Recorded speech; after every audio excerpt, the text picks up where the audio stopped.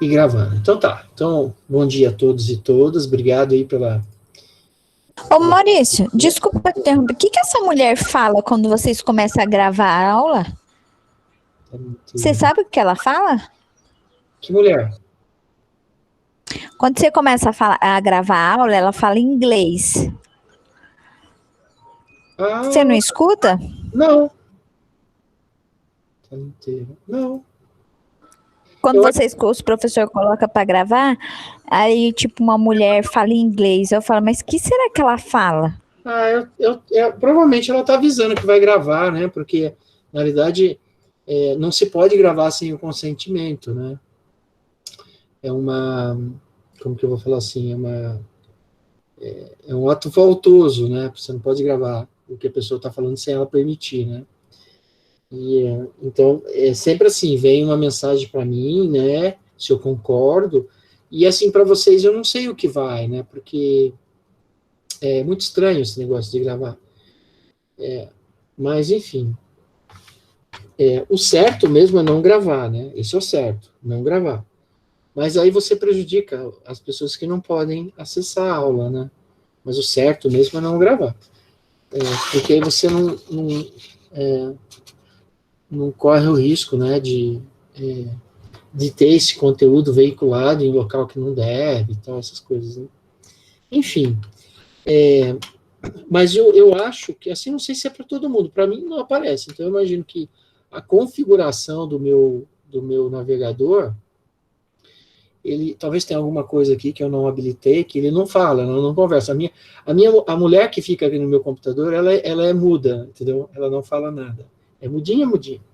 Ela não conversa comigo, Mas assim, provavelmente o teu deve estar configurado, né? Então ela interage. Mas só que está com o dicionário em inglês, né? Ela fala inglês. Ela deve falar isso daí, né? Tá gravando.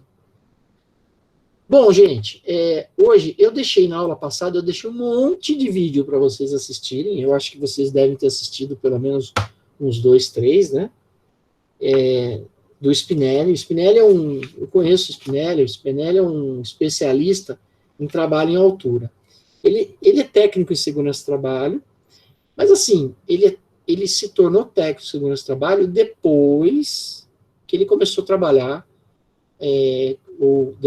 bem depois que ele começou a fazer atividades em altura, né? Ele é esportista, ele sempre foi esportista, ele era alpinista, né? Não sei se ainda ele continua sendo alpinista. Eu acho que não deve ter mais esse hobby, né? Imagino eu, não sei. Mas aí ele começou amor ao esporte, sei lá, ele começou a trabalhar com isso, né? E se especializou em trabalho em altura. Então, assim, eu não sei se ele chega a fazer trabalho em altura, mas ele dá muito treinamento em trabalho em altura, bastante. E assim, eu acho ele perfeito para trabalhar em altura, porque ele é pequenininho, ele é baixinho, ele é magro, não muito, mas ele é leve, né? Então, acho que para trabalhar em altura é perfeito, né? Realmente ele se acertou, não sei. E é um cara que tem muita experiência. Bom, eu não sei se é a pessoa que mais domina trabalho em altura que eu conheço, né? Porque também tem aquela garotada que, infelizmente, vocês não tiveram contato, mas tem a garotada da Work Security, né, que eles fazem esse tipo de treinamento, eles têm muita propriedade no treinamento também, e um deles, o Cauê, mas o Cauê saiu, ele não está mais lá, ele levava tão a sério essa questão de resgate em altura, de trabalho em altura, e principalmente de resgate, mas levava tão a sério, mas tão a sério, que ele foi competir internacionalmente na modalidade. Então ele teve no Chile competindo, aí não sei se ele teve um convite para ir para a Alemanha, competir na Alemanha, não sei se foi, né? Mas também é outro bem franzino, assim, leve, né? Pessoas leves, né? Então, eu faço questão de frisar isso, porque isso é uma coisa que não é questão de preconceito, né? É uma questão assim, lógica e óbvia, né? Trabalho em altura, quanto mais leve for a pessoa, melhor é, né? Sem dúvida. Mas o que manda mesmo não é isso, o que mais manda mesmo, o que realmente domina é a técnica, né? Então, aí de qualquer forma, eu separei uns vídeos do Spinelli, muito bom. Eu consegui outro agora, nesse exato momento. Eu achei, Maurício, desculpa interromper, mas eu achei muito da hora. Porque, assim, lá na empresa, eles não têm um certo meio.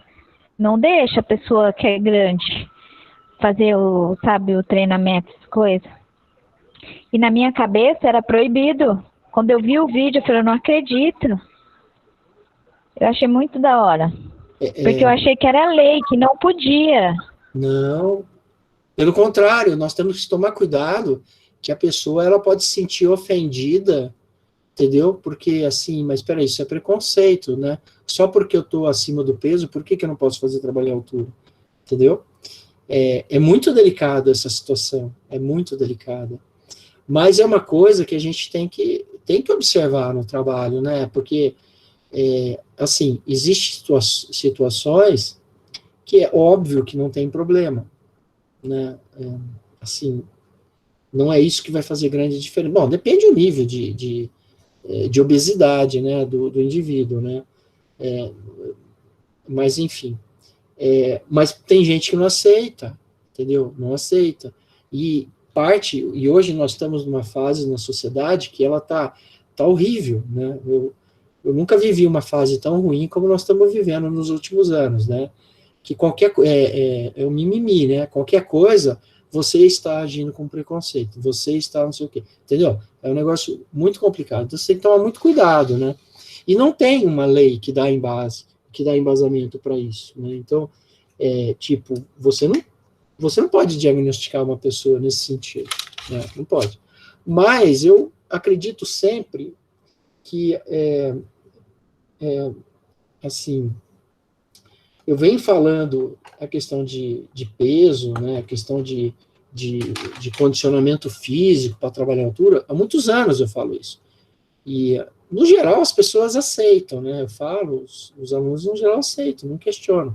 Mas já teve aluno que questionou, né, que não aceitou o que eu falei. Porque entendeu que isso era uma relação preconceituosa, mas não é uma relação preconceituosa. É uma relação lógica, né, extremamente lógica. Então, assim, o trabalho em altura, ele demanda um condicionamento físico. É lógico que a gente tem que ter um bom senso também de entender o que é trabalho em altura, né? Porque, infelizmente, a legislação, ela fala que está até aqui na tela, né? Eu acho que eu devo estar compartilhando, né? Está até na tela, né? Considera-se trabalho em altura atividade executada acima de 2 metros do nível inferior, onde haja risco de queda. Gente, eu não tenho nada contra considerar 2 metros como trabalho à altura, não tenha dúvida, para mim está tudo certo. Mas que é totalmente diferente um trabalho a 2 metros do chão de um trabalho a 30 metros do chão, é totalmente diferente. Né? As pessoas podem até entender que, não, é a mesma coisa, se cair é igual. Mas não é questão de cair é igual, né? A probabilidade de cair é diferente, né? Então, assim, para você acessar 2 metros, é muito mais fácil. Para você acessar 30 metros, depende de muita energia. Porque muitas vezes o acesso não é automático, não é com elevador, não é com estrutura pantográfica ou PTA, não é dessa forma, né? Então, assim, às vezes a pessoa já chega cansada lá em cima e ainda vai fazer uma atividade. Mas, assim, a legislação, ela não separa o trabalho em função dessas questões. Mas isso é uma conjuntura, né, que a gente tem que avaliar o trabalho, né? Então, alguns trabalhos não dá. Um trabalho em cima de telhado. Não dá, né, gente? Dependendo do telhado, tudo bem, né? Eu assim, na minha vida profissional, eu sempre fui muito curioso, né? E se tem uma coisa que eu não aceitava, era mandar funcionário fazer um trabalho e eu não ir lá ver. Isso para mim era esquisito, entendeu? Eu não aceitava. Então, assim, todas as empresas que eu trabalhei, bom, todas não, mas boa parte das empresas que eu trabalhei, que teve serviço no telhado, eu fui para o telhado. Eu fui pro telhado. E aí, e assim, teve empresa que eu ia no telhado, eu chegava no telhado e eu não pisava no telhado. Por quê? Porque era nítido que não tinha um mínimo de segurança aquilo lá, não dava. Então, os funcionários estavam devidamente, os trabalhadores estavam devidamente equipados, tal. Eu não, né, mas eles estavam. Mas eu já cheguei em empresas, subi em empresas onde o telhado parecia um piso, de tão rígido que era, sabe? Umas telhas caneletão super grossas. Então você olha assim e fala assim, cara, esse telhado é ótimo, não tem perigo aqui, ele é muito pequeno, né? O perigo é na borda, né? Quando você está na borda. Mas não dá para falar que todo telhado é assim. Né? Tem telhado que é laje, né? Tem laje. Então, poxa, tranquilo. Tem laje de piso lá, tranquilo. Né? Aí você vai ter problema nas bordas, né? O acesso e as bordas. Então, assim, a gente tem que ponderar tudo isso, né? Quando vai se atribuir um trabalho, vai fazer a liberação, vai fazer um checklist, vai fazer uma análise, uma permissão de trabalho, tudo isso tem que ser avaliado, né? Mas, assim, eu acho que essa questão do peso, e o Spinelli, ele fala lá dos 100 quilos, né, como referência, né? Na verdade, ele quer falar o seguinte, a pessoa que trabalha em altura, ela tem que ter um condicionamento, mínimo ela tem que ter, é isso que ele quer dizer. Eu acho, assim, que o que é necessário fazer é um procedimento interno na empresa, há muitas mãos, né? Ou seja, uma coisa que passou pelo crivo, passa pela CIPA, valida aquele procedimento, e aquele procedimento passa a valer, né? Onde existe um pré-requisito para se fazer trabalho em altura. O problema é que, às vezes, você precisa de um dado profissional no trabalho em altura. E, de repente, esse profissional em trabalho em altura, ele está meio fora de forma. E só tem ele. Aí fica difícil, entendeu? Porque não existe condição de você barrar um negócio desse, né? A menos que você consiga contratar alguém para fazer a atividade. Né? Muito difícil. Então, tem que tomar um pouco de cuidado nessas regras. Né? Mas, eu acho que a gente não pode tratar a exceção como regra geral, né? Ah, não, se a gente, nesse caso, permite, então tem que permitir em todos. Não. Esse caso é um caso de exceção, né? Mas, assim, de qualquer forma, a pessoa tem que ter o mínimo de condições de fazer um trabalho à altura. Né? Mas tudo complica, né? Você resgatar, tudo complica. É bem difícil. Bom, gente, então eu coloquei esses vídeos, né, que eu queria que vocês tivessem uma noção. É um apanhado, né? Não vou falar assim, não é uma produção que dá liga, que você assiste continua. Não é bem isso. Então, é um apanhado, ele pegou alguns temas, né, tinha outros temas lá. Então, eu falei assim, eu sei que era muita coisa para vocês assistirem, eu sei disso, então eu não faço exigência que vocês assistam todos os filmes, né? Eles são curtos, mas são tantos, né? Que a hora que você somar, dá várias horas assistindo. Né? Mas, assim, se você puder, né, vai assistindo, que é bom. Mas tem muita coisa de trabalhar à altura. Nesse exato momento mesmo, está ocorrendo, quer dizer, eu acho que agora acabou, está acabando. Está ocorrendo um seminário, um congresso de trabalho em altura. E eu até gravei, não é meu objetivo falar dele hoje, né, mas eu até gravei uma partezinha e eu gostei do que eu vi. Eu gostei na segunda, isso, na segunda-feira eu gostei muito mesmo na segunda-feira, porque foi falado da NR35, foi falado da NR1, fala-se muito da NR1, vira e mexe, os auditores fiscais direto falam da NR1. Né? Mas, assim, só vou colocar um pedacinho aqui, que eu queria mostrar para vocês, que eu gostei. Esse aqui. Aconteceu o que eu não queria. O micro, ele entrou em hibernação, ó. Eu perdi o... Esse cara aqui, ó, vamos ver se dá para... Vamos ver se dá para preparar alguma coisa. Pelo menos aqui nos Estados Unidos, acredito que no Brasil, de repente, vocês já tiram essas fotos. Tem que tomar cuidado com isso aqui, ele entrou em hibernação e tampou, né? Mais altos aqui de Boston, uma inspeção que eu fiz, tem buracos no chão, 8% ele faz uma tratativa sobre como é nos Estados Unidos, trabalhar à altura. Onde precisa de usar uma proteção contra quedas, é necessário fazer um plano, né, fazer uma inspeção no trabalho. Isso é Estados Unidos, tá, gente? Não é aqui, não. Primeiro, e depois tem que providenciar para o trabalhador todo o equipamento, então prover o treinamento para os trabalhadores. Além disso, é necessário, como o professor estava explicando agora mesmo, um plano de resgate. Então, você precisa de um plano de resgate. Todo local de trabalho, nos Estados Unidos, ele tem que ter uma pessoa competente. O que é uma pessoa competente? Muitas pessoas chamam de supervisor. É uma pessoa que ele sabe, uma pessoa somente, tá? Não necessita ser todos. Ele domina tudo sobre aquele assunto da segurança. Por exemplo, vai trabalhar em espaço confinado, ele tem que saber tudo ali sobre espaço confinado.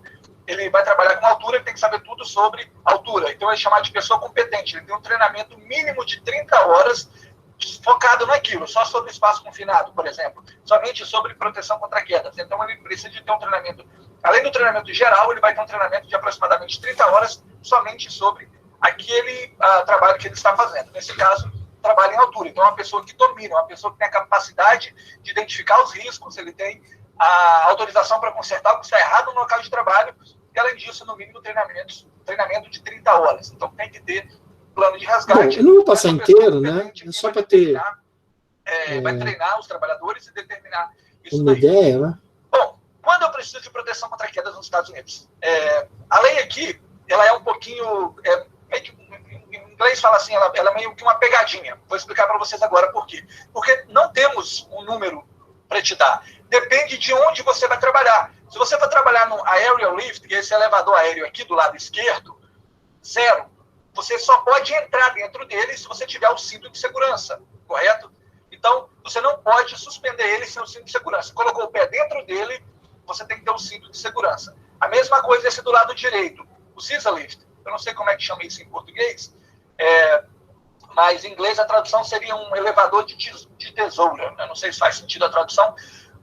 Só que ele já tem o guarda-corpo nele. Então, você pode trabalhar somente com o guarda-corpo, não precisa de cinto. Já o elevador aéreo, o aerial lift, ele precisa de ter o cinto, mesmo ele tendo guarda-corpo, porque como você vai mover ele de um lado para o outro, então você precisa, porque há o risco de você... gente, mas olha, aqui no Brasil precisa de cinto de segurança nos dois, tá? Não precisa de cinto, porque ele já tem o guarda-corpo nele. Quando você vai subir uma escada construída, não uma escada que você compra já pronta, né? Uma escada construída, a partir do 4º degrau, então 1, 2, 3, 4º degrau, se tiver 4 degraus ou mais, você precisa de ter esse guarda-corpo na lateral, tá bom? Então, você já precisa de ter o guarda-corpo na lateral. Quando você vai trabalhar na indústria geral, aqui nos Estados Unidos é dividido por indústrias. Então, nós temos a indústria dos navios, a indústria marítima, perdão, nós temos a indústria da construção, nós temos a indústria geral. Então, quando você vai trabalhar na indústria geral, o que é a indústria geral? Tudo que você for trabalhar que não for construção e não tiver nada a ver com marítimo, com navios, essas coisas, então ela é uma indústria geral. Então, nesse caso aqui, por exemplo, ele está trabalhando com reparo de avião. Então, a partir de 4 pés de altura, ou seja, 1,2 metros de altura, ele precisa de proteção contra caídas. Quando você vai trabalhar já é 2 metros. Civil, está errado, não sei por quê, 6. A partir de 6 pés de altura, ou seja, 1,8 metros de altura, você precisa de ter a proteção contra caídas. Quando você vai trabalhar em andaimes, a partir de 10 pés, ou seja, 3 metros de altura. Só para o pessoal entender, aqui nos Estados Unidos a gente não trabalha com metros. Tá? Inclusive, eu tive que fazer um Google do que era pés e metros antes da apresentação, porque eu não tenho muita familiaridade com os metros. Então, nos andaimes, a partir de 3 metros de altura, ou seja, a partir de 10 pés de altura. Quando você vai trabalhar com estrutura metálica, eu não tenho certeza se é exatamente assim que se chama em português, steel erection, que são essa estrutura metálica, né, a partir de 15 pés de altura, ou seja, a partir de 4,5 metros, você já precisa da proteção contra quedas. Né? Então, observe que Depende do que você vai fazer, tem uma medida diferente. Eu sou especialista em construção civil aqui nos Estados Unidos, na saúde e segurança do trabalho para construção civil. Então, para não ter problemas, o pessoal fala o seguinte, olha, a partir de 6 pés você precisa de proteção contra quedas. Então, é uma regra geral, são 6 pés. O restante, que eu falei para vocês, elas são todas exceções. Então, quando a gente fala de regra geral, 6 pés. Então, às vezes, as pessoas elas vão errar. Elas vão te falar que são 6 pés, sendo que, na verdade, são 10, por exemplo, para o andaime. Né? Mas aí tem empresas que, para garantir, porque eles estão em dúvida entre 6 e 10, eles colocam tudo com 6. Né? Já na área industrial, 4 pés, que são 1,2 metros. Tá?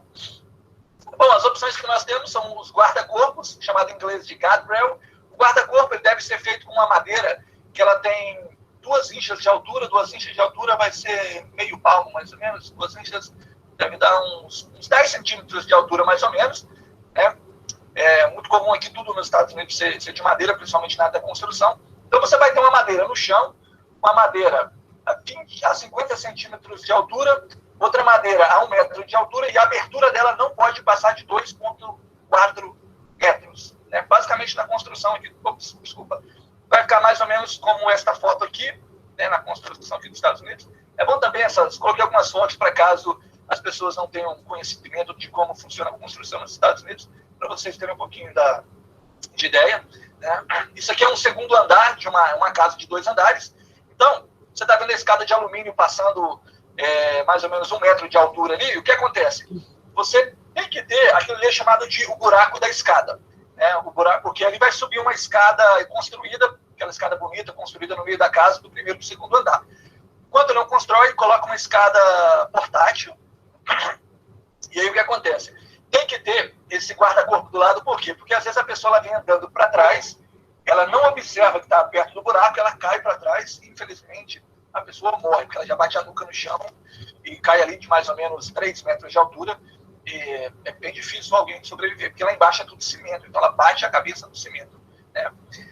Outra coisa, se tiver um buraco no seu local de trabalho, ele tem que ser coberto imediatamente. O que é um buraco? Um buraco é qualquer abertura com 5 centímetros quadrados ou mais. Mas por que tão pouco? Porque 5 centímetros quadrados já é o suficiente para você enfiar o pé dentro, tropeçar e cair. Então, 5 centímetros já é o suficiente para você tropeçar e cair. Então, ele tem que ser coberto imediatamente. Você, na verdade, tem 2 opções. Você pode cobrir com uma madeira. Caso você cubra com uma madeira, ela tem que suportar no mínimo 250 quilos. Ela tem que ser pregada ou parafusada no chão. E, além disso, ela deve estar escrito em cima dela, buraco. Ok? Ou então, a outra opção é você colocar um guarda-corpo em volta. Né? E aí, dependendo do tamanho do buraco, no caso, um buraco muito grande, não tem uma madeira que vai suportar as 500 libras, os 250 quilos, é suficiente para isso aí. Porque aqui a gente trabalha com umas madeiras, elas são grandes, que elas cobrem isso daí, mas elas não suportam os 250 quilos. Então, a melhor opção é você fazer um guarda-corpo, tá bom? A outra opção que nós temos é a rede de segurança. É uma ótima opção. Só que a rede de segurança, ela suporta 5.000 pounds, que vão dar 2.500 quilos. É uma ótima opção. Mas ela tem um problema. O problema dela é que ela é muito cara. Então, mais ou menos, ela vai... Opa, deixa eu voltar aqui. Aqui. Um pedacinho de rede, não sei se vai dar para ver no mouse aqui. Esse pedacinho de rede que eu estou passando o mouse em cima, ele custa $500. Então você calcula em cima e embaixo dá 1.000. Então você calcula 1.000, 2.000, 3.000, 4.000, 5.000, 6.000, 7.000, 8.000, 9.000, 10.000, $11.000 só. Essas cerca, mais 11 lá em cima, e mais uns 10 do meio, 30.000. Vou colocar aqui mais uns 20.000 essa rede de baixo. Nós estamos falando de $50.000 de rede. Não é algo muito normal de ser utilizado. Toda a minha experiência aqui, eu só vi isso 2 vezes em Nova York, vi muito, né? Mas somente em 2 cidades, Nova York e Las Vegas. Nunca vi em outro lugar a não ser Nova York e Las Vegas. Então, porque é algo muito caro. No final das contas, fica um pouco inviável para as empresas utilizarem isso daí por causa do alto preço, quando tem que colocar muito. E nós temos o cinto de segurança, que é o sistema mais utilizado hoje, pela rapidez de ser colocado e também por ser mais barato, né? Ao contrário do que muitas pessoas pensam aqui nos Estados Unidos, eles estão muito preocupados com dinheiro também, né? Então, eles querem algo barato e rápido. Eles costumam dizer aqui que todo centavo conta. Então, o cinto, basicamente, é o mesmo sistema no mundo inteiro, tem que estar sempre bem ajustado, inspecione o cinto antes de cada uso, e se você cair e ficar nessa posição, com 10 minutos você pode desmaiar, com 15 minutos você pode morrer, porque vai cortar a circulação do sangue. Uma coisa interessante é que por que tem que ter a pessoa competente no seu local de trabalho e por que tem que ter o plano de segurança, o plano de resgate. O plano de resgate, você precisa dele exatamente para resgatar a pessoa com menos de 10 minutos. Rony, não tem pessoa competente no trabalho, não tem plano de resgate, e agora, o cara caiu, o que faz? Bom, você vai ligar para o 911. Toda vez que acontece um acidente, antes de você começar o seu plano de emergência, a primeira coisa é ligar para o 911. Não importa, o 911 é o número de emergência, você vai ligar. Então, quando você liga para o 911, em normalmente 3 minutos, estourando 5, assim, não mais do que 7. Se for um lugar extremamente difícil de chegar a 10 minutos, o bombeiro, um carro do bombeiro, um carro da polícia e uma ambulância vai chegar. Isso daí é muito rápido.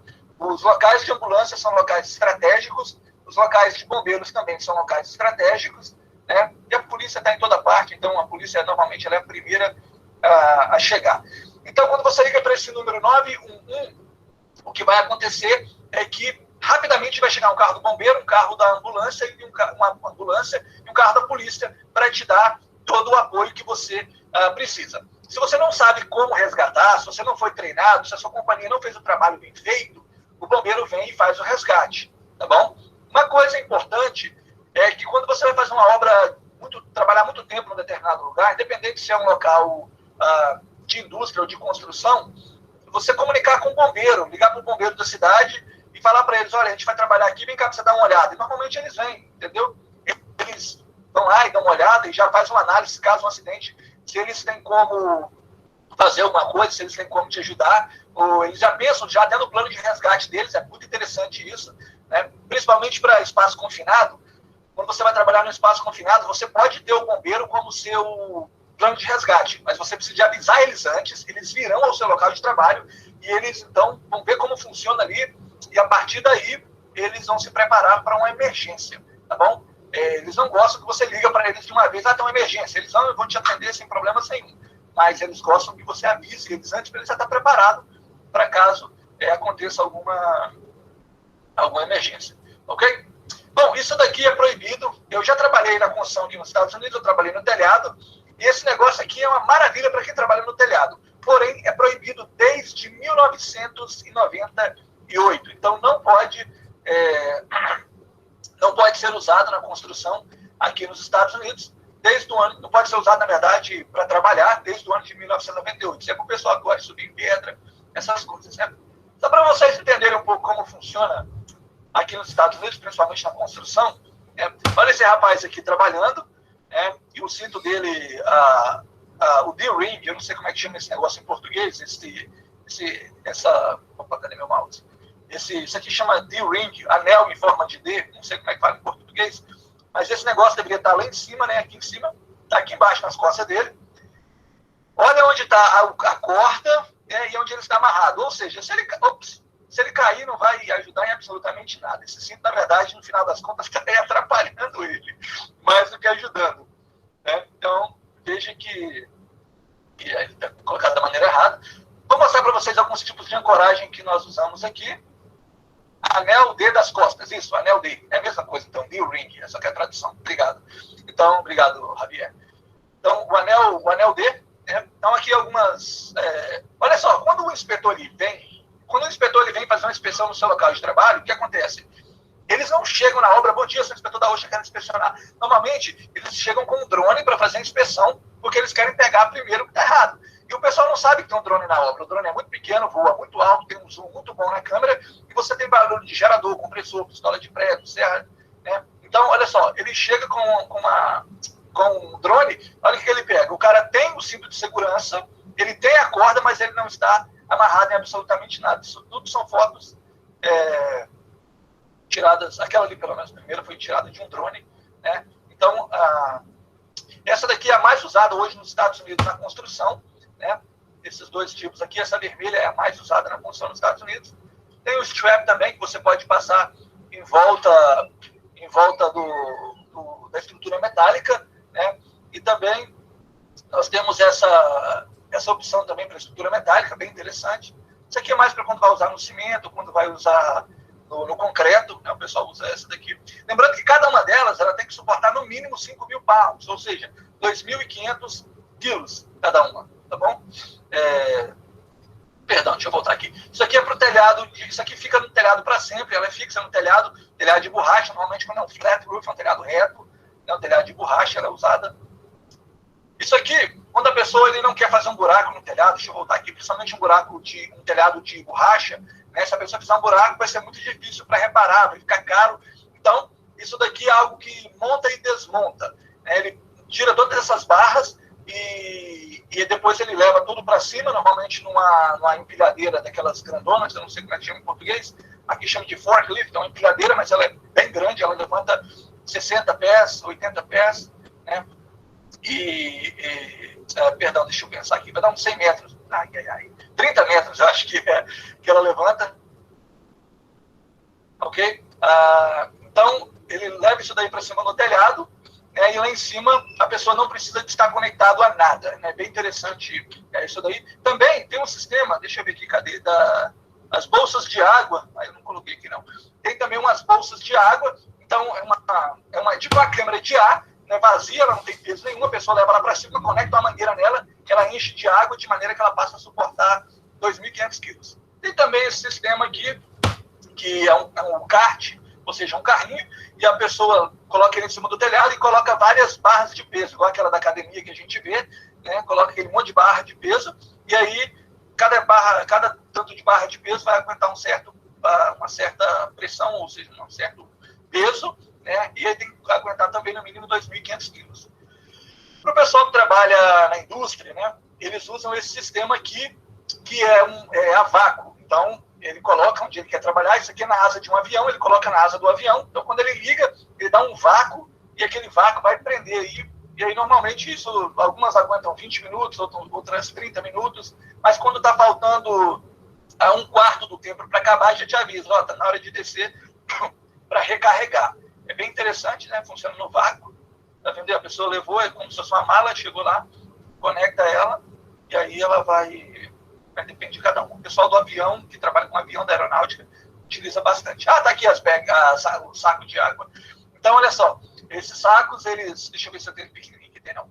Tem esse saco, ele fica pequenininho, né? E aí, chega lá em cima, abre ele, coloca a mangueira de água, e aí ele enche de água, e quando você termina de usar, você só joga a água fora e leva ele embora de novo. É bem interessante.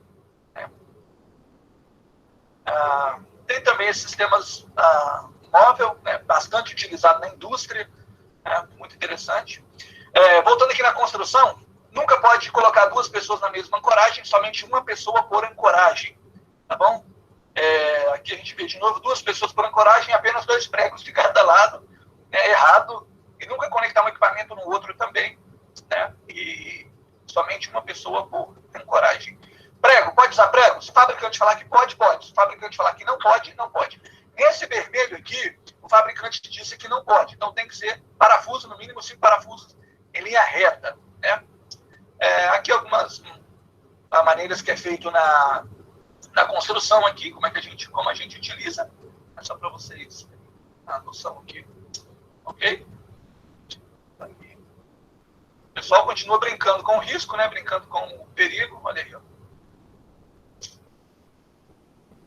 Bom, até 2012, essa foto estaria correta. Você poderia colocar uma madeira e pisar na madeira e estaria tudo bem. Em 2012, a lei foi mudada. Então, a partir do dia 1º de janeiro de 2012, essa foto ela passa a estar errada.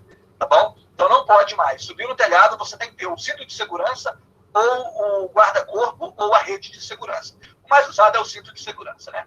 Uma foto muito típica de construção residencial que a gente encontra aqui nos Estados Unidos é essa. Todo mundo no telhado, trabalhando errado, buraco aberto, ao risco da pessoa cair, ninguém com cinto de segurança, a pessoa com apenas uma mão na escada, outra aqui embaixo sem capacete. Então, é uma foto, infelizmente, que a gente vê muito na construção residencial. Né? Então, olha aí, sem proteção também, trabalhando na estrutura metálica bem alto. Okay? Bom, Nosso contato, caso você tenha alguma dúvida, alguma pergunta. E vocês têm alguma dúvida, alguma pergunta? Pronto, gente. Essa foi a ideia. Por que eu quis mostrar isso aqui para vocês, né? Primeiro porque eu achei muito interessante, né? É a primeira vez que eu vejo alguém falando como que é nos Estados Unidos. Os Estados Unidos é muito interessante porque muitas das tecnologias vêm de lá, né? Algumas das coisas que ele mostrou no vídeo nós temos aqui já, outras não. Por exemplo, aquele sistema para você fazer ancoramento em avião tem no Brasil, que é por vácuo, existe. Né? É caríssimo isso daí. Então, o pessoal faz umas plataformas, uns locais assim com linha de vida, sai mais barato, né? Mas assim, então tem várias alternativas que a gente vê. Essa foto aqui, né, agora eu estava revendo essa foto azul aqui, né? Essa foto é incrível, porque se falar que é no Brasil, a gente acredita, né? E de repente é no país mais industrializado no mundo, né? Ou seja, não é diferente, né? Na realidade, não é diferente. Então, uma série de atitudes, de coisas que ele foi mostrando lá, é exatamente igual aqui, não tem o que tirar, né? A legislação é parecida, a diferença é que eles estão um pouco na frente, né? Então, eles exigem um pouco mais e eles exigem há mais tempo do que a gente. Então, essa é a grande diferença, né? Mas, e no caso de residência, que foi o foco dele, é tudo de madeira, né? Então, você vê, fala em pregar a ancoragem, né? O ponto de ancoragem. Aqui no Brasil, a gente não, de jeito nenhum, né? Ninguém fala em pregar, é tudo chumbado, né? Mas a gente também não trabalha quase com madeira, né? Mas esse seminário é legal porque ele tá, eu não consegui gravar tudo e ainda tenho esse negócio de ficar preto a tela, né, para proteger. Isso porque eu não conseguia o vídeo original, né? Vamos ver essa hora que eu consegui. Mas assim, houve inclusive um debate muito legal do pessoal de telefonia criticando ou pedindo alteração da NR35, porque eles entendem que não dá para aplicar a NR35 em telecom. E aí ele tem toda a alegação deles, né? Já o pessoal da Fundacentro, o pessoal do Ministério da Economia, da Secretaria de Trabalho, eles já consideram que não, né? Tem que aplicar. Enfim, é um debate muito bacana, tá? É uma pena que a gente não tem como encaixar para vocês assistirem, mas assim, à medida que alguma coisa eu estou gravando, então à medida que eu der para trazer alguma coisa para vocês, eu vou trazer, tá? Então, gente, essa aqui é uma norma de gestão, é uma norma que, segundo, eu esqueci o nome da pessoa que falou, mas é um dos idealizadores, né, que elaborou essa norma. Na realidade, ela complementa, essa NR35, ela complementa normas específicas que falam sobre trabalho em altura. Então, a ideia olha, se lá na NR18, que está se tornando uma digestão também, mas, enfim, na NR12, se ela fala de trabalho em altura, aquilo tem que ser aplicado, né? E regra geral, é a NR35, mas é uma norma também que ela não é específica, né? Então, assim, ela vai trazer algumas coisas, como essa questão, isso aqui é antigo, né? Todo trabalho acima de 2 metros é considerado trabalho em altura, né? Você vê que aqui ele vem falar que essa norma ela se complementa, né, com as normas técnicas oficiais, na verdade com a ABNT principalmente, né? E essas revisões de normas estão tentando fazer uma harmonização dessas normas com normas internacionais. Então, cada vez mais nós estamos ficando com uma legislação nacional muito próxima do que o mundo vem praticando. Só um minutinho aqui, deixa eu ver. Fabiana, deixa eu ver o que você escreveu. Num lugar que eu fazia estágio, a partir de 1,80 m, ele já é considerado como trabalho em altura, norma interna da empresa mesmo. Legal, Fabi. Você viu que é o que eles usam no vídeo dos Estados Unidos, eu já não lembro mais, né, mas ele falou de várias alturas, né, considerada como trabalho à altura, né? Então, assim, em várias situações, várias alturas. E 1.8, eu acho que deve ser aqueles 6 pés, né? Eu acredito que 6 pés é o 1.8 metros, se não falha a memória. Nem sei se eu tenho aqui. Nem lembro, mas eu acho que é isso. Então, a empresa, ela tá, na realidade, ela está aplicando uma norma norte-americana, provavelmente a empresa ela tem uma pegada de normalização norte-americana e já coloca para a gente também, né, aqui no Brasil. De qualquer forma, pode, né, não tem problema nenhum, você pode ser mais rigoroso do que o que a legislação pede. Mas, assim, é difícil, né, vocês vão ver que no mercado é bem difícil. Só pega essa situação aí que por último, aí que ele pegou bastante na questão das residências, e eu faço um convite, gente. Começa a partir de agora, vocês têm um mês para me dar a resposta. Não, brincadeira, não precisa me dar a resposta. Não. Mas vamos ter aí um mês para avaliar trabalhos de altura em telhado de residências. Em um mês, certamente, você vai ver alguém trabalhando no telhado. E de todos os que vocês verem no telhado, me fala se tinha alguém com cinto de segurança. Tá? Não quero saber quantos, só quero saber se tem alguém, só isso. Se tem alguém. Né? Então, residencial, eu digo para vocês que eu nunca vi. Telhado é problema aqui nos Estados Unidos e na China, né, professor? O telhado é problema em tudo quanto é lugar, é verdade. Mas um negócio legal que eu achei das ancoragens, aí, professor, aqui eu sempre fiquei me perguntando, nossa, como que o cara vai trabalhar ali de cinto, né? Mas tem essas tecnologias que parece que não chega aqui, que nos Estados Unidos já tem algumas coisas a mais de ancoragem, né? Sei lá. Eu acho o seguinte, eles simplificaram, né? E fizeram muito bem, mas simplificado. Eu vi uma vez, há muitos anos atrás, eu vi aqui, um pessoal que foram eles foram pintar um prédio, que eu tenho um apartamento, eles foram pintar o prédio, e eu fiquei tão impressionado positivamente, por incrível que pareça, gente, que eu achei tão genial o que eles fizeram, porque, tipo assim, já viu o pintor pintando os prédios, como que é? Eles estavam com, não é cadeirinha, né, mas pintura, fachada de prédio, sei lá. Eu não sei se eu vou achar uma foto parecida com o que eu vi. Bom, acho que vai sim. E o que me chamou a atenção, tá vendo? Ó, eles ficam assim. Tá vendo? Eles ficam desse jeito, né?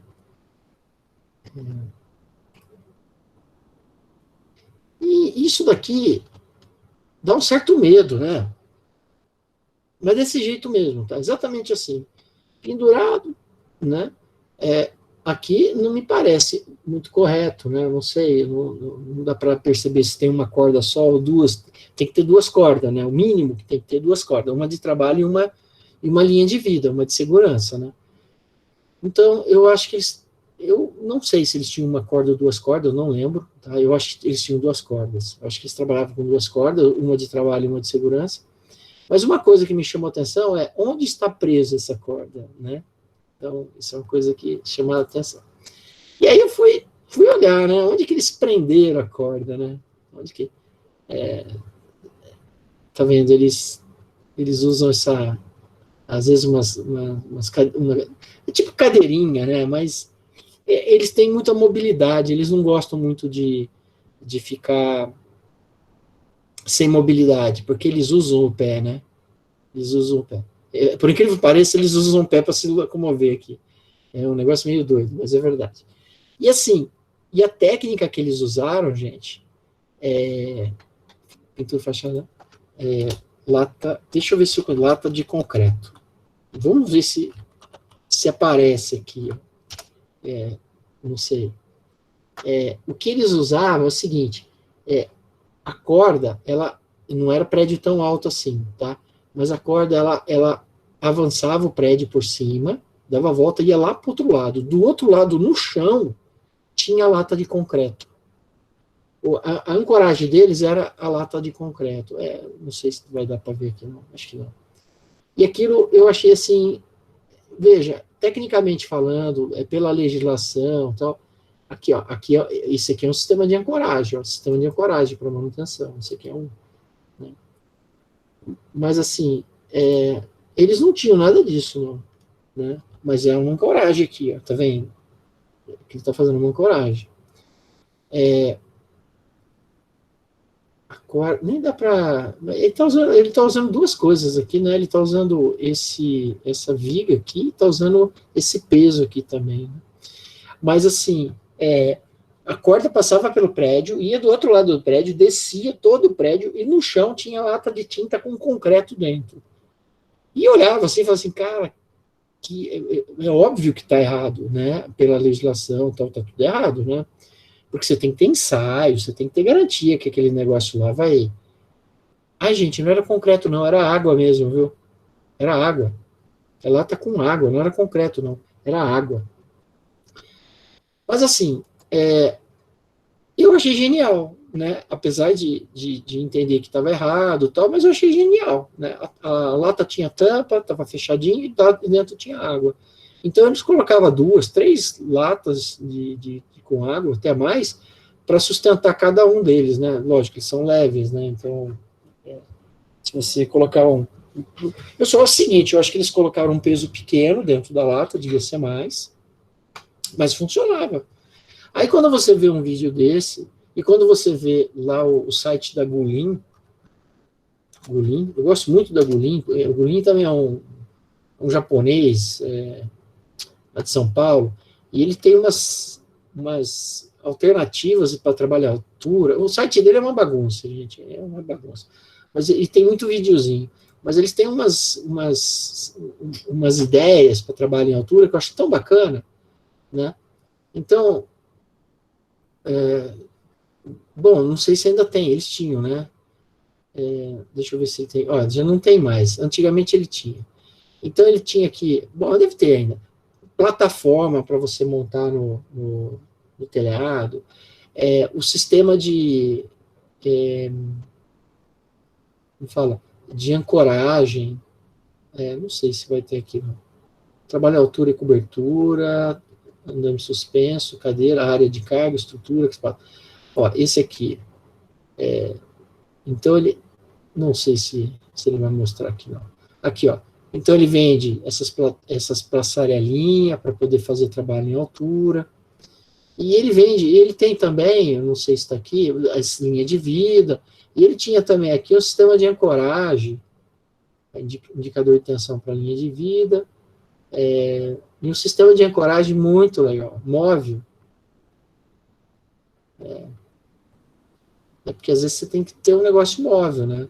Então, assim, mas de qualquer forma, né, o que eu queria mostrar nesse caso aqui da Gulin e de outros, é que existe algumas alternativas, né?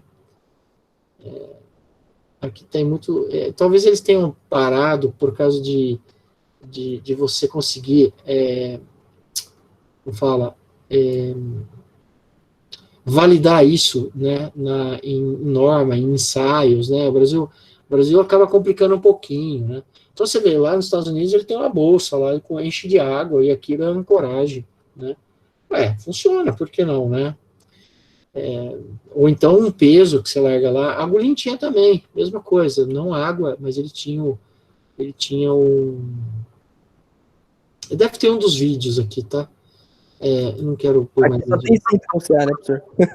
Como que é? Aqui só tem cinto com CA, só parece que o pessoal de segurança só conhece cinto. Então. Isso é verdade, mas tem muito mais coisas, né? Então, assim, na verdade, o cinto é importante. Mas você viu lá nos Estados Unidos, cinto ligado em lugar nenhum, o talabarte solto no chão, né? Coisa que acontece aqui também, o pessoal com cinto e não está ancorado em lugar nenhum. Mas então, a ancoragem ela é importante, né? Para a gente. Eu queria. Esse aqui. Olha esse aqui, ó. Esse aqui. Olha só. ele tem esse cara aqui, esse tripé aqui, ó, ele tem uma basezinha aqui, ó. É uma base de ancoragem, é peso. Então a gente tem também essas soluções aqui no Brasil, né? Aqui, ó, também, ó. Tá vendo? Imagina, eu tô na laje, então, se você buscar o vídeo aqui da Golin, você vai ver eles usando isso. Aí você leva essa estrutura aqui, coloca, eu não estou fixando ela em lugar nenhum, não. Só estou colocando em cima do telhado. E aqui eu vou colocar o cabo. E a pessoa vai ficar pendurada nisso. Né? Agora, mas qual é o peso desse cara aqui? Olha lá, ele resiste 1.500 quilos. Até porque ele resiste, né? Até é fácil de você pensar, né? Vocês podem achar assim, ah, não, mas como assim? Não tem como. Tem sim, aqui é uma alavanca. Isso aqui é um sistema de alavanca. Eu estou pendurando o trabalhador aqui, ó. Ele está preso aqui nesse mastro.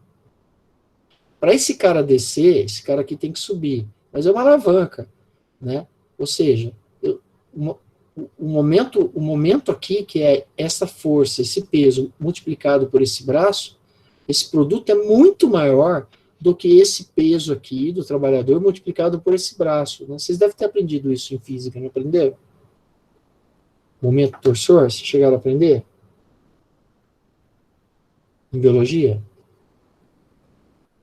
Vocês aprenderam em comunicação e expressão? Vocês aprenderam? Vocês não aprenderam? Sério? Faltei nesse dia. Qual foi a pergunta, professor? Vocês aprenderam, vocês tiveram conceito, noções de momento torsor, de momento, lá em física? Não? Se tive essa aula, eu faltei. Vou te contar, viu? Essa criançada não fica nem vermelha para contar essas coisas. Olha, bem facinho, bem rapidinho.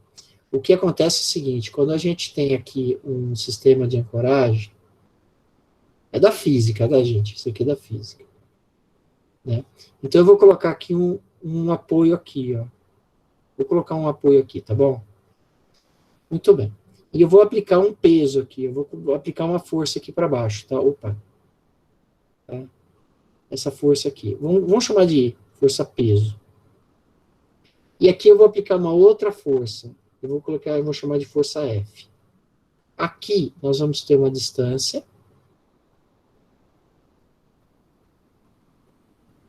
Tá? Onde aqui vai ser a distância Dzinho e aqui vai ser a distância Dzão, por exemplo, tá bom? E para a gente fazer o modelamento matemático das forças aqui envolvidas, é muito simples. Vai ser essa força aqui, vezes esse D, e essa força aqui, vezes esse F, entendeu? Para isso estar em equilíbrio, é só você pôr a igualdade. P vezes D é igual a Dzão vezes F, tá? Então, assim, faz de conta que o Dzão nós vamos colocar 3 metros, tá bom? 3 metros. E faz de conta, então vai ser 3 metros. E faz de conta que essa força aqui, ela vai ser uma força de... vamos pensar em peso, tá? Que é mais fácil, né? Vamos pensar em peso. Vamos fazer de conta que nós vamos colocar aqui, melhor, vamos fazer desse lado aqui, tá? Para dar equilíbrio, tá bom? E vamos fazer de conta que esse cara aqui, ele tem meio metro, tá bom? Meio metro. E vamos fazer de conta que a pessoa que vai trabalhar aqui tem 60 quilos. Mas eu vou colocar um pouco mais, porque ele vai estar com ferramenta e tal. Então eu vou colocar que ele está com 100 quilos, tá bom? 100 quilogramas. Então essa multiplicação aqui, 100 vezes meio, vai dar 50 quilograma. Vamos deixar em força aqui. Vezes metro. Isso vai ser igual a 3 metros vezes essa força aqui. Tá? Muito bem. Só a gente faz fazer essa continha aqui básica, né? Então a força que eu tenho que aplicar ali, ela vai ser o 50 dividido por 3, né? Quilograma metro sobre sobre metro. Então, quilograma força aqui. 50 por 3, sei lá quanto vai dar. Vai dar 15, 16, 17, 37, 21, 2, né?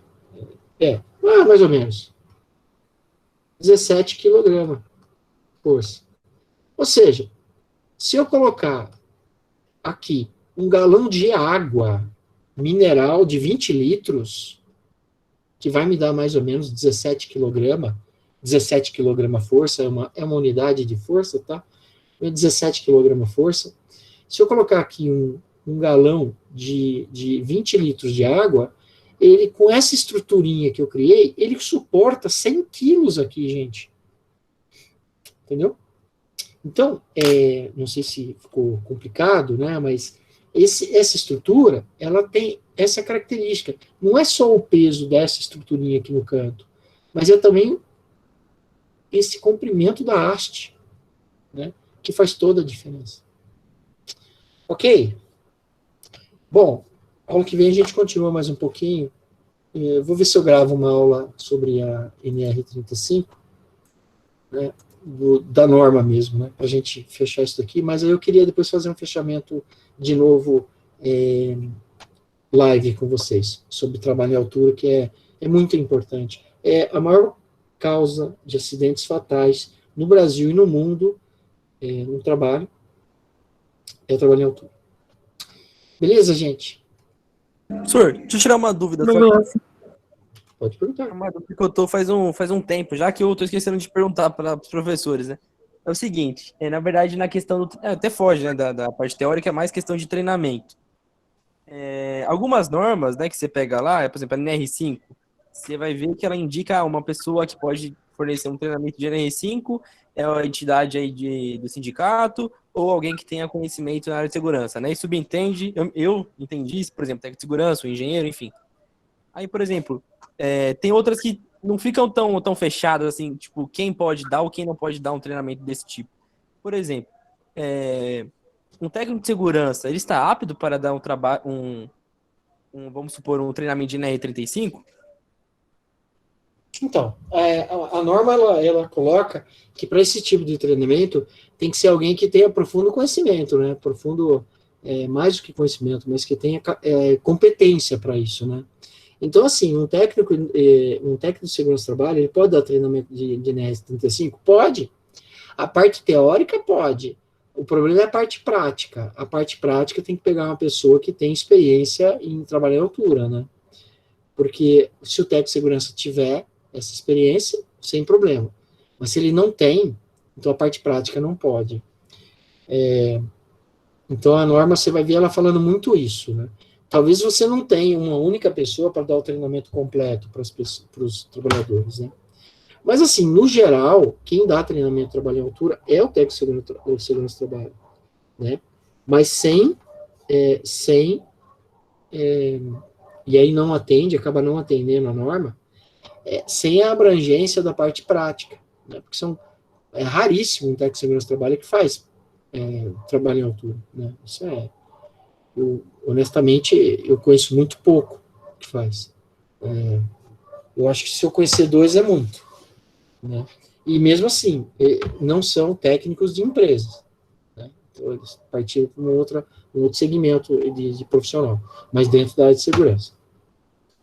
Então, eu vejo uma parada que dão assim, e vendem curso, enfim, o cara, ele, na verdade, se eu for terceirizar para ele vai ser só mais um técnico de segurança tentando falar alguma coisa. Não, ele não é nenhum especialista. Na minha visão, às vezes um pessoal que vende curso, ele, claro que deve ter alguns profissionais muito especializados, né? Então, aí que tá. Algumas normas, elas estão trabalhando assim, eu até coloquei aqui na parte de capacitação, né?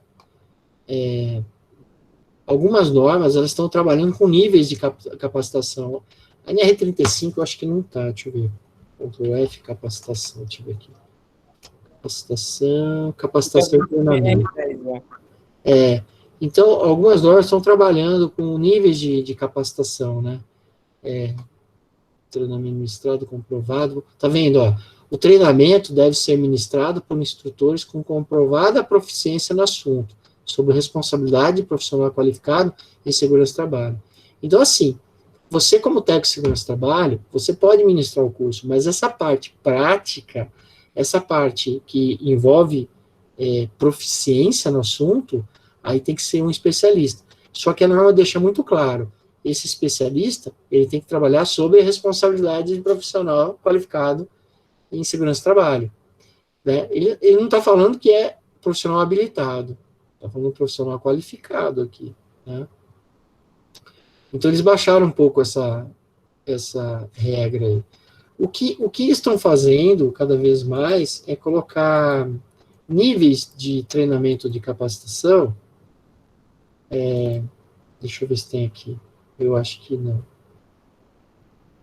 Resgate. Não. Então, não é o caso aqui, mas em algumas normas eles estão vindo com níveis, né? Então, quem pode fazer o quê? Aqui tem um anexo do sistema de ancoragem. E acesso por cordas, né? Depois o glossário aqui. E ele não fala do treinamento, né? Ele realmente não fala o que tem que ter no treinamento. Então, eu vejo dessa forma, né? O técnico de segurança pode? Pode. Se ele tiver conhecimento no assunto, ele pode sim. A parte teórica, com certeza, ele pode, né? Com certeza. Né? Mas o ideal é que a parte prática seja feita por uma pessoa que realmente... Quer dizer, o ideal não. É muito mais que o ideal, né? Minimamente espera que a parte prática seja por alguém que tenha conhecimento, né? Que tenha proficiência nesse assunto. Eu trabalhei numa transportadora, professor. O trabalho em altura que eles exerciam, de fato, era trabalho em altura, mais de 2 metros. Era subir no caminhão. Subir no caminhão ali de, acho que 3 metros, o mais alto. Aí quer dizer, não tem... A proficiência fica... Não sei se vale a pena, sei lá, ter um treinamento tão focado, por exemplo, com tipos de nós e afins, porque Não. basicamente usa cinto e talabarte, né? Não, então, aí tá. Esse tipo de treinamento vocês podem dar. Porque, na realidade, não existe a necessidade dessa proficiência em trabalho à altura para situação dessa. Né? Gente, eu dei um treinamento de trabalho à altura. É ridículo o treinamento que eu dei, foi ridículo. Né? Sabe ganhar dinheiro fácil? Você ganha dinheiro facinho. Sabe para que foi? Era um pessoal que ia trabalhar na reforma de uma loja lá no Shopping Dom Pedro. Dentro da loja, porque a segurança do trabalho do shopping exigiu que eles tivessem curso de NR35. Né? Eles estão errados? Não, eles estão certos. Né? Mas, assim, é patético. Nós estamos falando aí de um pé direito de 3 metros, um pouquinho mais, talvez. Acho que não chega a isso daí, não. Era baixinho, era 3 metros. É baixinho, a loja é baixa, talvez um pouquinho mais de 3 metros. O pessoal ia trabalhar lá com gesso, pintura e coisa. Gente, não tinha nem condição eles tiveram que usar cinto de segurança, tiveram que usar um monte de coisa, mas não tinha nem condição de fazer esse tipo de trabalho. Imagina você numa salinha pequena, que é aquelas lojas pequenininhas, né, ter que aplicar a NR35. E eu fui dar o treinamento, eu dei o treinamento, né, essa capacitação.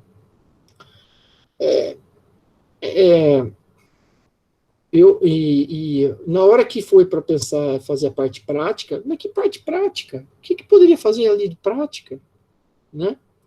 Quer dizer, eles iam fazer minimamente trabalho em altura, muito pouco, muito pouco. Boa parte do serviço que eles iam fazer era muito baixo, né? Eles iam ter que subir numa escadinha lá, coisa pequena. Enfim, é ridículo. Simplesmente ridículo, né? Então vai do nosso bom senso, né, professor? Por exemplo, se eu vou pegar um álbum para tratamento, eu vou passar vergonha, ele vai dar risada na minha cara.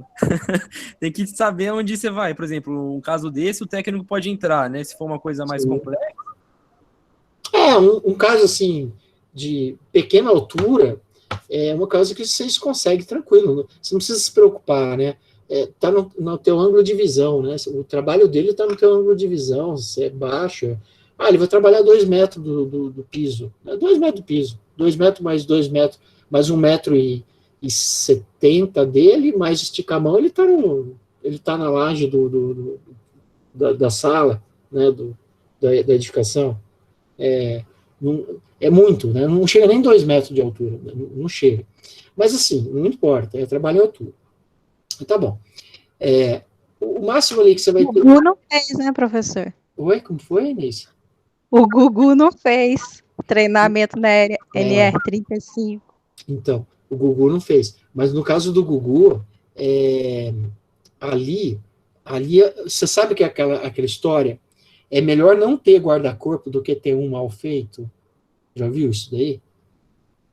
É verdade, porque Não, se quebrar, você cai, né? Confia, né? Se não tem, você fica com medo de se aproximar. Né? No caso do Gugu, lembra o caso, na realidade, não é laje, né? As casas nos Estados Unidos são casas muito bonitas, mas são casas complicadas nesse sentido, né? São muito altas, e ele foi fazer um trabalho num local que não tinha laje, um forro, e, enfim, ele foi para o chão, né? Então, assim, lógico que faltou essa questão do treinamento de segurança do trabalho, faltou um monte de coisa. E é lógico também que ele não deveria ter feito isso, né? Porque ele, honestamente, eu até entendo a humildade da pessoa em fazer isso daí, mas, assim, talvez fosse o caso, né? Talvez ele não tivesse tanta destreza para trabalhar assim, né? Por exemplo, gente, aqui em casa, é uma casa bem alta a minha casa, né? E ela tem laje, então eu não tenho medo nenhum de subir na laje da casa, até porque eu tenho uma escada interna que vai para a laje, entendeu? Não é externa, é interna. Sabe aquelas escadas que dobra? Você abre o assalpão, aí ele desce e com ele desce uma escada, é desse jeito. Aí eu chego até a laje. Na laje, é laje piso, né? Então dá para andar tranquilo. Bom, acima de mim tem o telhado. Tá. No telhado eu não vou nem a pau. De jeito nenhum. Né? Por 2 motivos. Primeiro, porque eu estou muito pesado, eu vou quebrar a telha. E segundo, que eu morro de medo. Eu não vou. Né? E porque não tem segurança. Né? Aí tem que ser com pessoas que estão mais treinadas. Que deviam usar cinto de segurança, acabam não usando. Mas assim, tem que ser com pessoas que estão mais treinadas, sem dúvida. Né? No caso dele, eu acho que o desconhecimento fez isso daí, né? Talvez ele nem soubesse que aquilo colocava em risco. Lucas, você ia falar alguma coisa? Ô, Maurício, deixa eu te perguntar uma coisa. Sabe as plataformas móveis? Sim. Elas têm o guarda-corpo, sabe? Tem ali onde fica a gaiola e onde fica o operador. Uhum. Você acha a necessidade de usar o cinto ali nela? Porque se já tem aquele guarda-corpo, eu fico pensando, o porquê de usar o cinto se aquilo ali protege ele para ele não cair? Eles não vão passar daquilo ali. Então, pensando em legislação, ele está trabalhando a mais de 2 metros do nível de queda, né? Pode cair. Então, é obrigatório, tem que usar. Não dá para a gente admitir que fique sem. Mas você viu a consideração que tem nos Estados Unidos? A PTA, como se fala, pantográfica, aquela de tesoura, plataforma elevatória, essa aqui, ó. Plataforma elevatória aqui. Essa de tesoura, que é aquela ali. Então, essa aqui, de tesoura, essa pantográfica, ela, lá nos Estados Unidos, não precisa trabalhar com cinto de segurança, aqui no Brasil precisa. Né? Agora, essa daqui, lá precisa de cinto de segurança e aqui também precisa. Né? Então, eles entendem que essa daqui não há necessidade.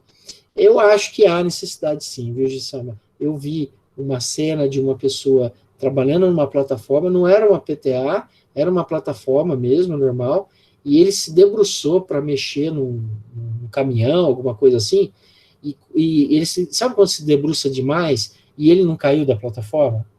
Então eu acho que precisa, sim, sabe? Muito embora lá nos Estados Unidos não precisa, mas eu acho que precisa. Eu acho que tem que entrar por o cinto aqui. Não custa, né? Põe o cinto aqui, tem local para ancorar, muito fácil, né? Não tem. Eu acho que tá bem tranquilo. né? Vamos ver se a gente consegue ver alguma coisa aqui, ó. Também não sei se é Brasil, né? Enfim, depois de tudo que nós falamos, não dá para enxergar aqui a resolução, né? Então, mas assim, você vai encontrar aqui, ó, essa aqui, dá para ver que ele está com cinto. Mas assim, eu acho que tem que usar assim, sabe? Aqui. Então, essas daqui são mais perigosas mesmo, né? Porque a chance é essa daqui de... Aqui, ó.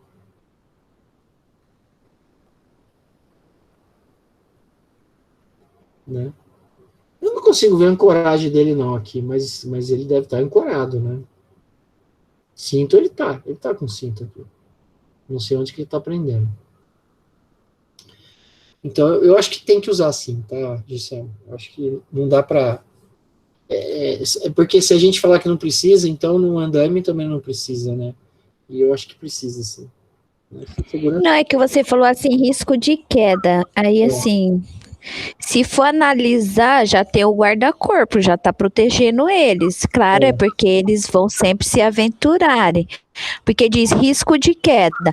Aí vamos supor, às vezes eu tô vendo um risco de queda que o outro não vai ver o risco de queda. Porque para mim, assim, qualquer lugar que é alto, vai ter o risco de queda. Aí na norma diz, quando haver o risco de queda.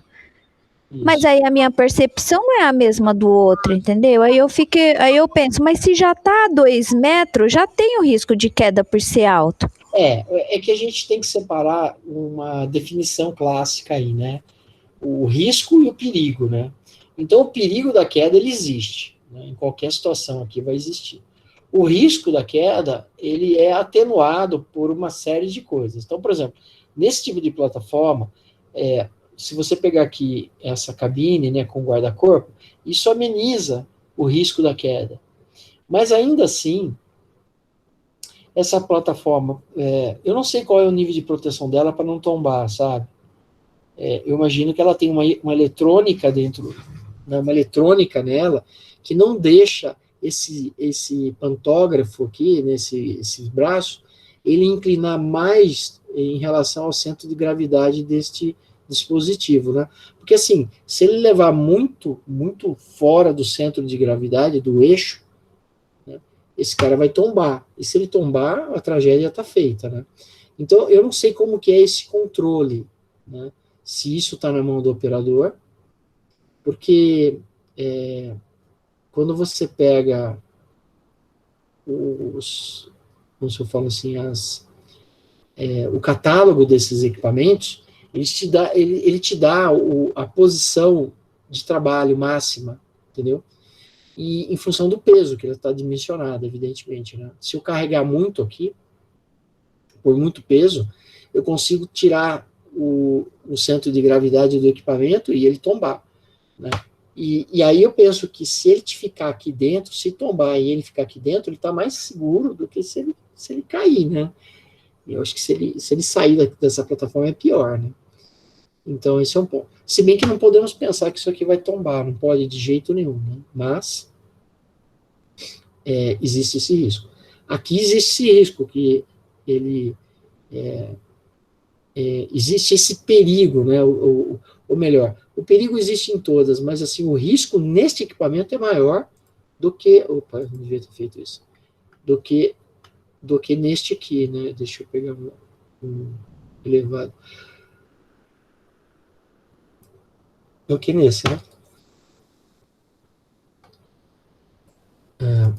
Então, o risco deste cara tombar é menor. Por quê? Porque ele está aqui exatamente no centro de gravidade do equipamento, né? Então, é lógico que pode dar uma chacoalhada e tal. Agora, tudo depende do plano, né? Imagina, eu vou usar essa plataforma numa rampa. Isso vai cair, né, gente? Não tem nem o que falar, né? Isso daqui é coisa de 3 graus, a possibilidade de inclinação dessa coisa aqui, né? Então, assim, se eu tenho um plano e estou trabalhando com ela, ótimo, mas se eu tenho uma rampa, aí o negócio complicou, entendeu? Aí o que acontece? Na rampa eu não consigo suspender isso aqui, né? Lógico, se for uma rampa leve, né? Se for a íngreme, esquece, nem dá. Mas uma rampa leve, eu não consigo inclinar esse cara aqui. né? Ele possivelmente ele deve ter um sistema de compensação aqui para tentar compensar a inclinação, mas não dá. Honestamente, aqui não dá. Esse aqui já dá. Esse aqui, mesmo inclinado, eu consigo, mas muda, né? Ele muda a capacidade, né? Até onde que eu consigo ir com ele inclinado, né? Ou até onde eu consigo usar esse cara inclinado, né? Então, eu não sei como que é a eletrônica disso. Honestamente, eu não sei. Ele deve ter algum inclinômetro, ele deve ter alguma coisa aqui para para proteger e não deixar esses braços irem além do que deve ir, né? E, enfim. E isso também varia em função do peso, né? Se eu começar a colocar peça aqui, coloca um motor aqui. Poxa, pega um motor de 150 kg, põe aqui, um motor de 100 kg, motor de 80 kg. Eu tenho mais um profissional. Aí o negócio começa a complicar, né? Então, essa PTA aqui, sei lá, é para uns 300 quilos, mais ou menos, 400 quilos, mas já começa. Mas 300, 400 quilos, a qual distância do centro de gravidade, né? Tem isso também, né? Então, precisa do catálogo, né? Então, eu não sei se tem aqui, ó, catálogo,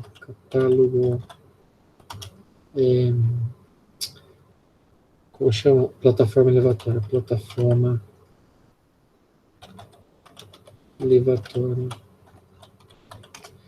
então, não sei se a gente... Deixa eu colocar aqui um negócio que fica bom. Typefile, PDF. Deixa eu deixar tudo junto, acho que... Pronto. Aqui tem um catálogo aqui de plataforma...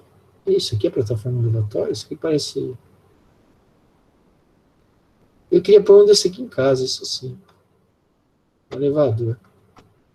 Isso aqui eu queria em casa, mas não é isso que eu quero mostrar para vocês, não. Projeto elétrico de plataforma para deslocamento. Sei lá. Linear, pessoas em escada. Plataforma elevatória. Seria isso aqui. Bom, mas enfim, deixa para lá. Deixa eu ver isso aqui. Mas assim, se a gente, ontem mesmo eu estava olhando um catálogo desse, mas eu não lembro mais qual que foi. Deixa eu ver se tem aqui. Histórico. Não. Histórico, você vê.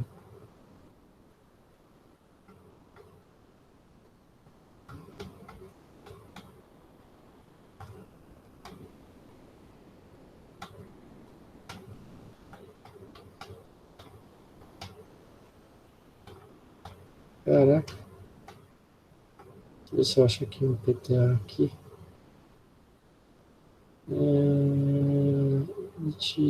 Passo aqui visão. Robô, Meet, ensaio, banner. Não sei onde foi parar. Rede, curso, map, meio, Meet, não. Eu não lembro se foi ontem. Mas enfim, tinha uma engenharia. Tinha uma plataforma que eu tinha visto um manual, um catálogo dele, muito legal. Aí você consegue rural do curso, Instituto Trabalho e Vida, Trabalho em Altura, não, Trabalho e Vida, cursos técnicos, segurança, saúde, estudo.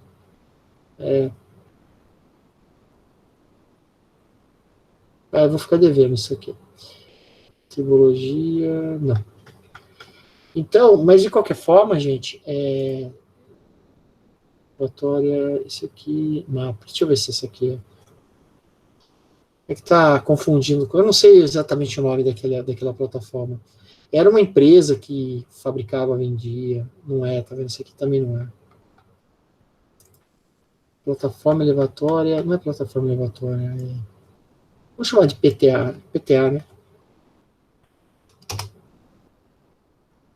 Aqui. Educação oficial, Pasco Brasil. Estamparia, máquina, catálogo. Não. Plataforma. que é? Ah, sei lá, vamos ver isso aqui. Solares. É, mais ou menos isso. Mas eu não lembro onde que é, não. Eu sei que você eu conseguia ver um gráfico com a altura e quantidade, equipamentos similares. Não está aqui. Observação, altura, plataforma, venda. Bom, mas enfim. Então está aqui, ó, altura de trabalho, 7,62 metros, alcance horizontal, 0,91. Tá vendo? Ele dá 1 metro horizontal. Peso, motor, comprimento, largura, altura. Mas existe os catálogos mesmo que você consegue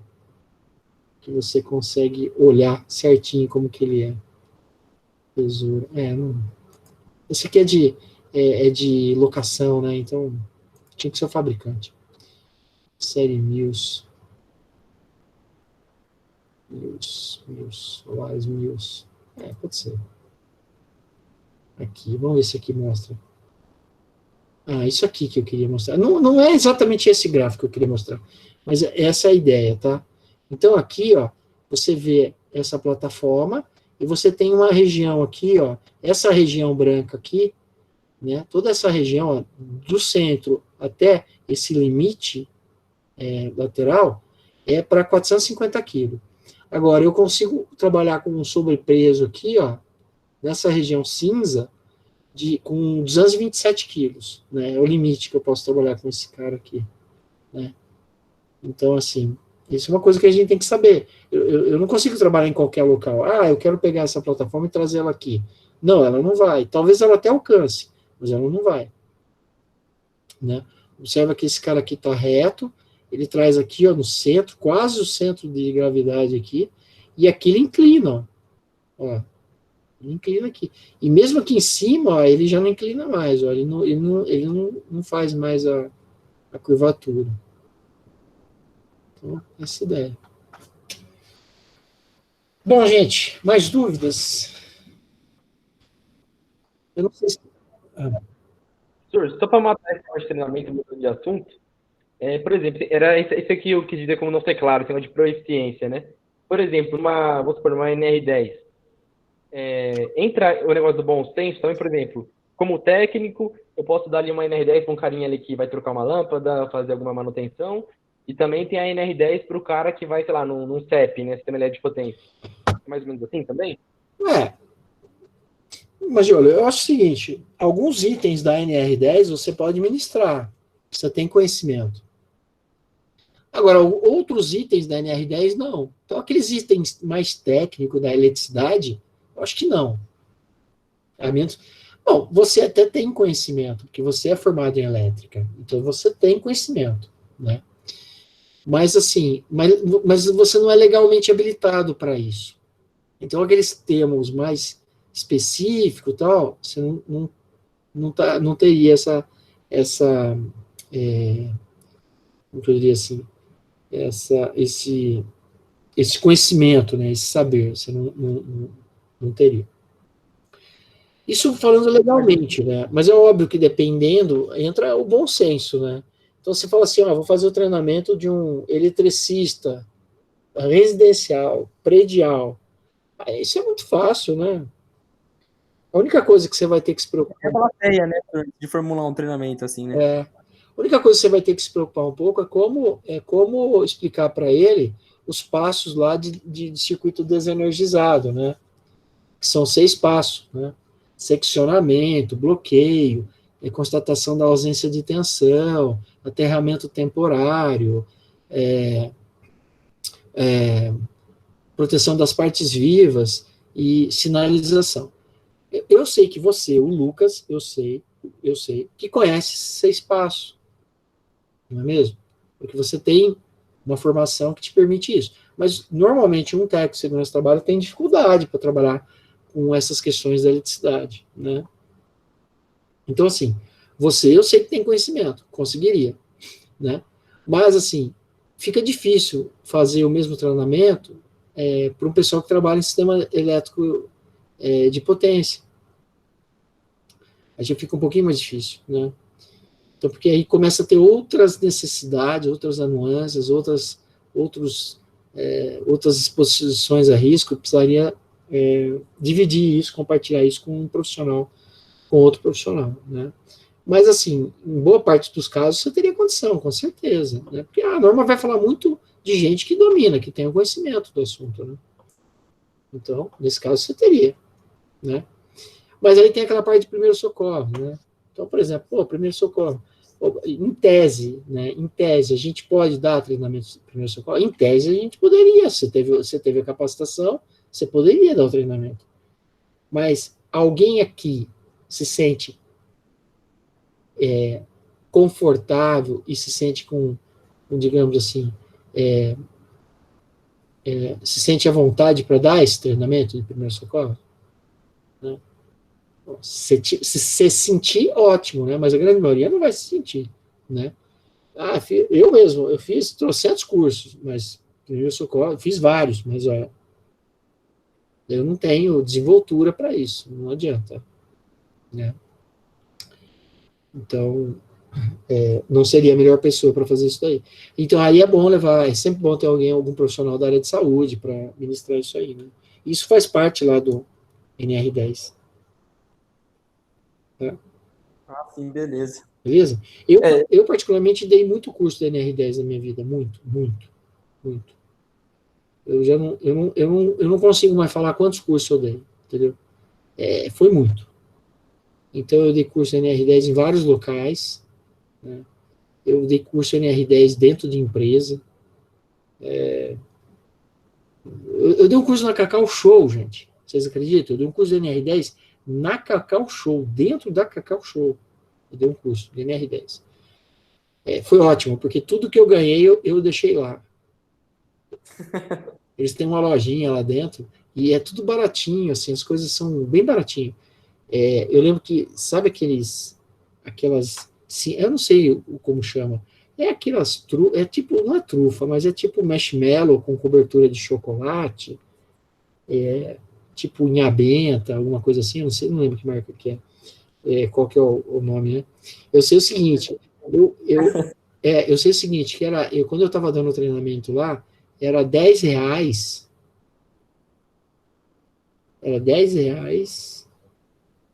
eu acho que R$10, 4 caixinhas, ou 5 caixinhas, 6 caixinhas, acho que era R$10, 6 caixinhas. Gente, eu lotava o porta-mala do meu carro daqueles doces lá, mas eu comprava muito, eu gastava muito dinheiro no negócio lá. Então, assim, eu brincava que tudo que eu ganhei, eu larguei lá. Eu troquei. Eu dei o curso em troca de chocolate. Mas foi muito bom. Pena que acabou. Né? Foi muito bom. Eu iria lá de novo. Beleza, gente? Beleza. Então tá bom. Obrigado aí pela presença. Obrigada, Maurício. Boa noite. Eu que agradeço. Boa noite também. E até semana que vem. Até, bom feriado. Obrigado igualmente. Tchau.